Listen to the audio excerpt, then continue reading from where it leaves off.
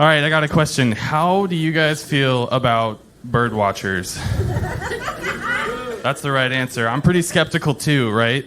I mean, who else do we know that likes to hang out in bushes with a pair of binoculars with hopes that they're going to catch a sweet, sweet glimpse at a fine specimen? Right? It's a bit of a hot take, but I think that birdwatchers are just perverts on their best behavior.